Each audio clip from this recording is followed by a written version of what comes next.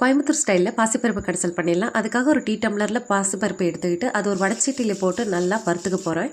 உடனே stove off பண்ணிவிட்டு பாசிப்பருப்பில் லைட்டாக தண்ணி ஊற்றி தண்ணி எடுத்து வச்சிடலாம்.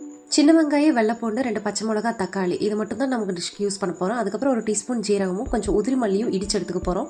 ஒரு குக்கரில் சுத்தமான தேங்காய் எண்ணெய் ஊற்றி கடுகு, கருவேப்பிலை, ஜீரகம், உதிரி மல்லி இதெல்லாம் போட்டு தாளிச்சுக்க போகிறோம். கூடவே இந்த வெங்காயத்தையும் பச்சை மிளகா, தக்காளி இதையும் சேர்த்து நல்லா தாளிச்சு எடுத்துக்க போகிறோம். இந்த ரெசிபிக்கு தேங்காய் எண்ணெயும் உதிரி மல்லியும் தான் மாஸ்டர் இன்க்ரீடியன்ட். செம்ம ஃப்ளவர் கொடுக்கும். ஸோ பயிரையும் கழுகி எடுத்துகிட்டு இதில் போட்டு வணக்கி விட்டுறலாம். இது கூடவே 1 பிஞ்ச் காயப்பொடி, 1 பிஞ்ச் மஞ்சள் தூள், அதுக்கப்புறம் தேவையான அளவு உப்பு சேர்த்து லைட்டாக வணக்கி விட்டுடலாம்.